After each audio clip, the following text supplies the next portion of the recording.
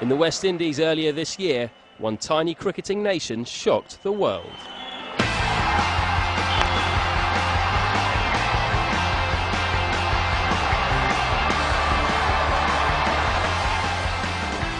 Having achieved the unthinkable with that win over Pakistan, Ireland went on to qualify for the Super 8s and became national heroes overnight.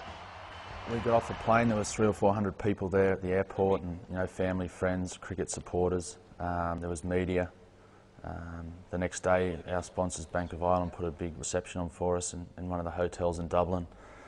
2 days later, we're on a program called The Late Late Show in Ireland, which is massive. If you've been on The Late Late Show, you could probably say you've made it. I think it was fair to say that after the World Cup, it wasn't so much the world that had discovered Irish cricket, it was almost Ireland that had discovered Irish cricket. It was terrific. The media was talking about it, there was a buzz in the street. It's strange for an Irish cricketer to be recognised now, and it seems to be when you go out for something to eat and so on, people are kind of, they're aware of who you are, which is totally unheard of in this country. But all was not well. On their return, the players were not paid their share of the ICU's World Cup earnings. As a result, World Cup star Jeremy Bray left the squad. The players were not happy. We came back from the World Cup, and I think what we found was that we had certainly spent an awful lot more than we'd budgeted for, primarily of course on the back of our success. We had an additional month out there, which would have meant that the additional people that we'd taken to the World Cup, we had to pay for them. Obviously there were additional wages for the players as well. All but 3 of us in that World Cup were amateurs, so you've got to look at the guys that have to replace their incomes. So the ICU had to find money for 12, 13 guys' incomes for an extra month, so that's an added expense that they sort of hadn't budgeted for. So, you've got to take that into perspective. But on the other hand, the guys, do put a lot of time and effort in and give their cricket a lot of commitment.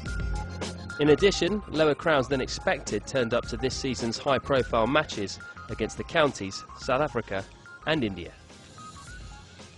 Coming back, we didn't really know what to expect. We heard of all the hype over here, and we thought maybe we'd get a few bigger crowds, but once again, the weather doesn't help. Nobody that hasn't watched cricket before is really going to want to sit in the cold and maybe the rain for 6 or 7 hours and watch a game. It's been unfortunate we haven't been able to put our best team out due to the fact that you've got 3 guys that are with county teams, guys that have retired, guys that have got sort of other commitments, and back now working and family. It's very difficult to get the time off work. So it was difficult for us to put out a full strength team, and you had to sort of sit down and explain to people that didn't know about cricket, why we were losing to county teams where we could beat Pakistan and Bangladesh at a World Cup.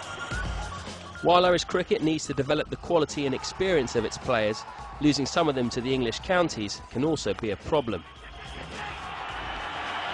I've played for Ireland since I was 11 underage cricket all the way up.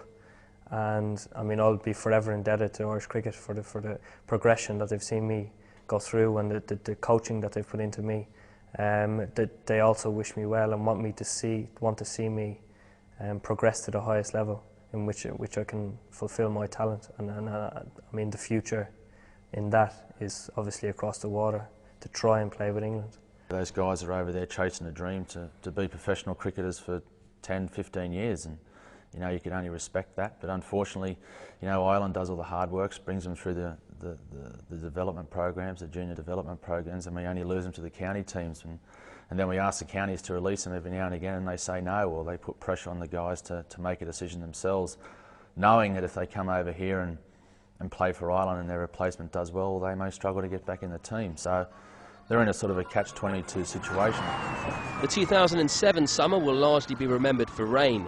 The important Intercontinental Cup fixture against Scotland, one of the many matches affected by the weather. Their old rivals face similar difficulties after making a mark at the 1999 World Cup. I don't know if we capitalised on our appearance in that tournament as well as we might have done. I think they have to keep the profile of the sport high. I think, as I said, they're in a far better position now after the 2007 World Cup than perhaps Scotland were back in 1999, just with the fixtures that they have as a full one-day international country. The fixture they have should enable them to maintain a level of profile. Things may have been far from easy for the national side, but the World Cup's had a big impact at grassroots level, especially with youngsters. I've started playing maybe 14 years ago at under 13, and there really was. We're struggling to get a team every week. Like, we struggle now to tell kids that they're not playing, you know. We've got so many kids. There's a primary school league, so there might be 20 primary schools playing, where there was no primary school league maybe 4 years ago. Our numbers here would have increased maybe from 200 up to 300, and that would be boys and girls. Particularly the under 11, under 13 group has been huge, but trying to cope with it is another problem. We've definitely had an increase in numbers in our summer camps with our kids, especially young kids coming and joining. Well, in fact, even older kids. There's some kids who've never played before, 15-year-olds, who just watched the World Cup and all of a sudden they decided, yeah, I'll have a go at that. Ireland's clubs have also noticed a positive impact, but they still face familiar problems. I've driven through some of the rougher parts of Dublin 2 or 3 weeks after the World Cup, where you would only see soccer played, or football or Gaelic or hurling, and I saw cricket sets out, and generally we just wouldn't be an area. It'd be too much of a, if you were playing cricket you'd be classed as a bit soft. If you come down here on a Sunday morning now, you'd be amazed. There's 200 to 300 kids just down here playing cricket, and it's great to see, but unfortunately the drop off numbers is huge. When it comes to 15, 16, you're down to maybe 30 or 40.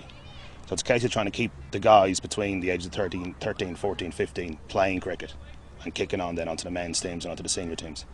We've got a number of guys coming in from Asia, from Australia. Even on our first team here, we've, I think, 3 Kiwis on the team. So I would think the problem we have to address is trying to get Irish players or Irish guys to take up the sport earlier and to fit in there. For the moment, though, the World Cup success has helped create a new generation of Irish cricket fans. In years to come, these kids will hope to match the achievements of the class of 2007.